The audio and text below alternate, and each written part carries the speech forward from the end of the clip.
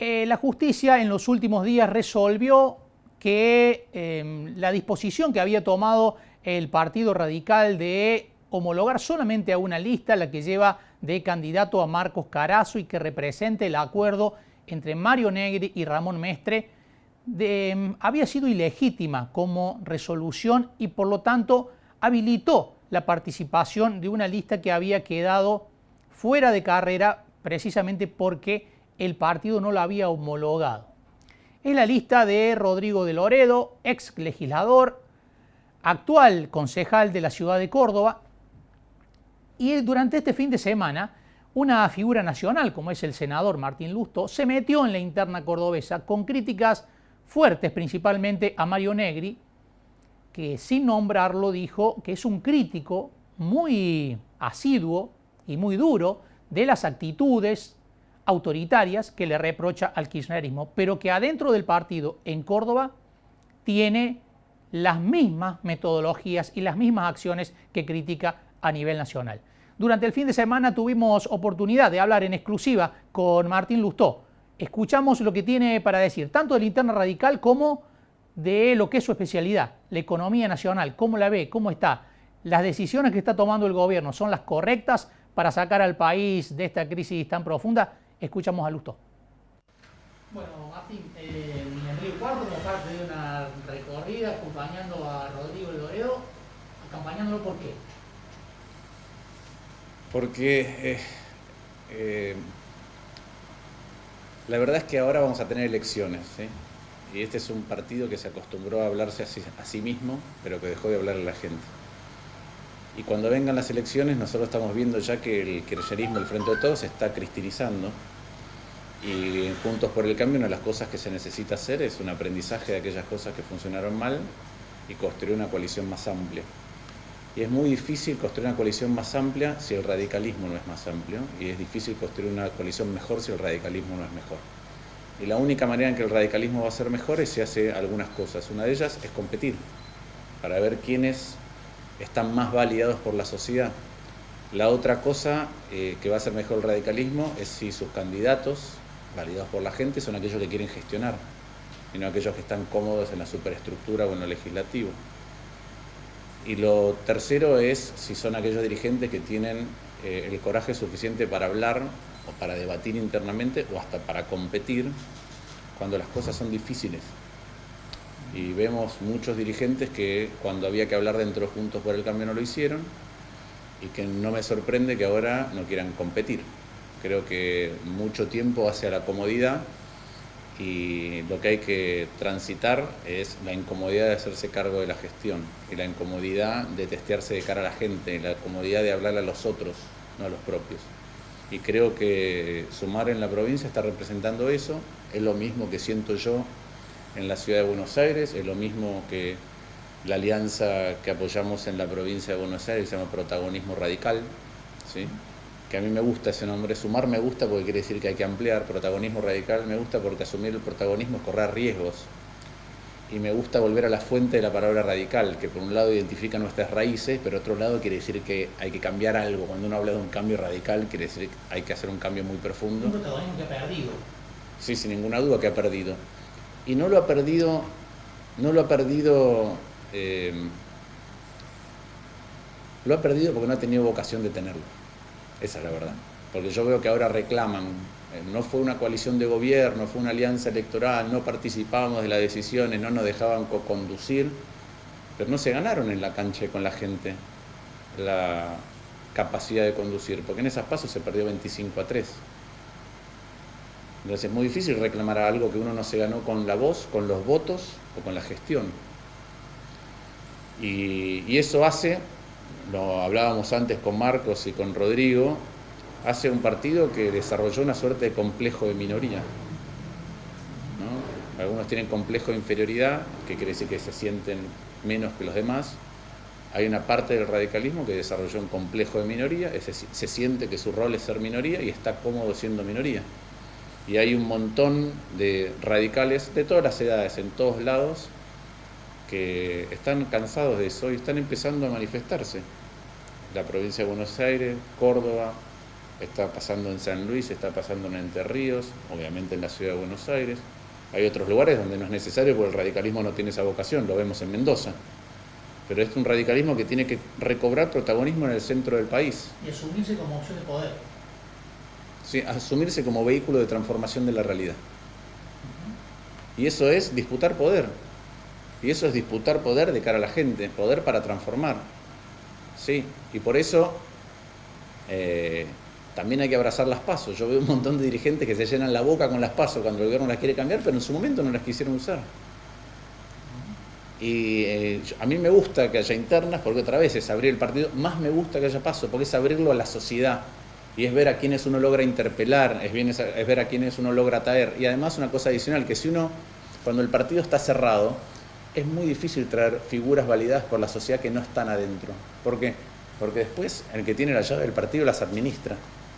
Cuando hay PASO no lo puedes administrar, porque el que tiene votos de cara a la gente y te muestra en una primaria mucho más grande que una interna quién tiene votos y quién tiene el favor de la gente, es aquel que le va bien en las PASO. Entonces veo eso, veo mucho discurso hipócrita. De la misma manera que he visto en estos días, y por suerte la justicia puso las cosas en su lugar, muchos que se la pasan declamando, denunciando el abuso del kirchnerismo de las instituciones, pero hacen abuso del poder transitorio que tiene dentro de un partido. Martín, vos hablas de un gobierno, de un oficialismo que se está cristianizando. Del otro lado, Juntos por el Cambio, esta rediscusión del radicalismo, del rol que tiene que tener, también debe ser para redefinir y para rediscutir el perfil de Juntos por el Cambio, que también tiene elementos muy radicalizados, que por ahí son los que más exposición pública tienen. Sí, no me cabe ninguna duda.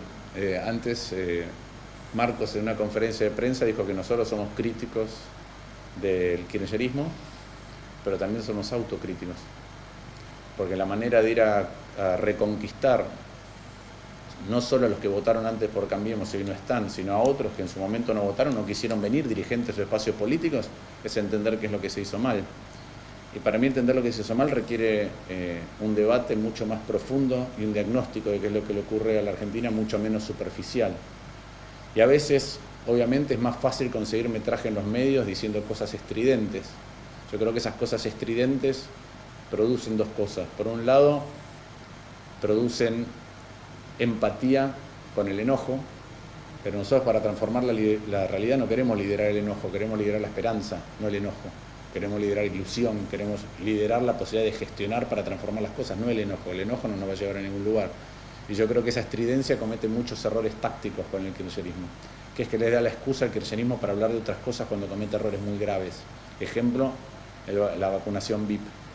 Al final, producto de esa manera estridente de manifestarse, las bolsas mortuorias, estamos hablando de otra cosa que de un hecho gravísimo de apropiación por parte del Estado de un grupo de privilegiados que además es parte de una cultura que está dispersa por toda la Argentina y que es lo que tenemos que cambiar. Bueno, Elisa Carrió en unas declaraciones públicas dijo que lamentablemente episodios con la vacunación VIP para ella le hubieran pasado también en el gobierno anterior, porque es parte de una cultura política enraizada. Bueno, hay dos cosas con la vacunación VIP. Una es parte de una cultura política de apropiación del Estado que está mucho más extendida de lo que creemos, y no solamente de la clase política y de los gobiernos de turno, sino mucho más extendida. Podemos incluir a veces al empresariado, a veces a los sindicatos, está muy extendida. Ahora, también para que no haya vacunación VIP tiene que haber un buen sistema de gestión. Entonces no es solamente decir hubiera ocurrido en cualquier lugar, sino convocar a la gente que puede gestionar para que eso no ocurra. Y ahí esa es la diferencia con aquellos que prefieren solamente levantar el dedo en lugar de construir un sistema distinto. Pero coincido en que como es parte de una cultura muy enraizada, es muy probable que esté ocurriendo a una escala más grande y en muchos lados. Por eso, desde nuestro espacio, lo que pedimos es que las listas de todos los vacunados sean públicas, en todos lados, de todas las provincias, inclusive de los gobiernos de Cambiemos. ¿Cómo estás viendo el manejo de la economía?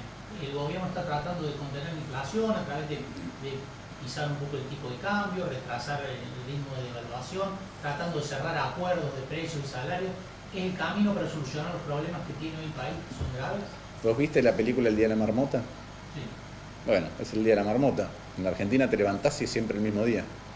Pensá que pasamos la hoja de calendario y es siempre el mismo día, y los problemas no solo persisten, sino que se agravan.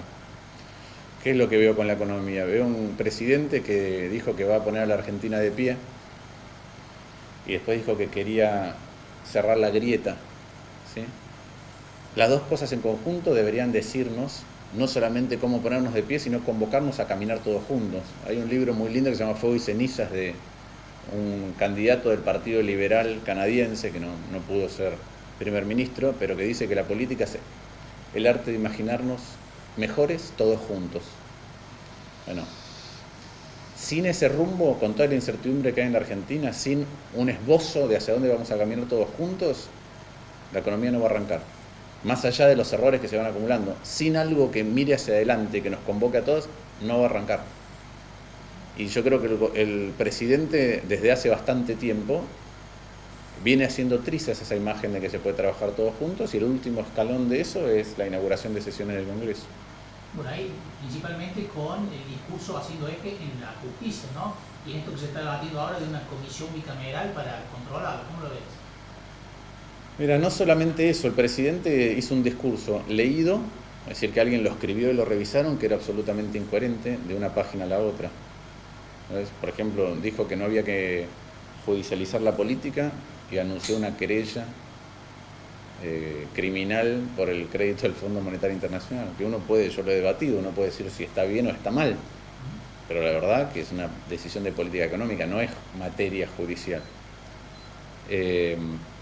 Dijo que había que restituir la confianza y fortalecer las instituciones, y 2 páginas después dijo que el Poder Judicial en la Argentina está al margen de la República. Dijo que había aprendido del Papa Francisco que teníamos que salir todos juntos y que no había lugar para la mezquindad, y no dijo nada sobre lo que se apropiaron las vacunas, en el acto más mezquino y ruin que se puede imaginar uno en pandemia. Entonces, yo veo que en esa deriva cada vez más cristinista, lo que hace el gobierno es dejar de pensar en los problemas objetivos que tiene la Argentina y diseñar instituciones en virtud de los nombres propios que le molestan, que a veces es el nombre de un medio, a veces es el nombre de un juez, a veces es el nombre de un opositor. Bueno, es una decadencia, una degradación institucional que hace en gran medida la situación en la que estamos.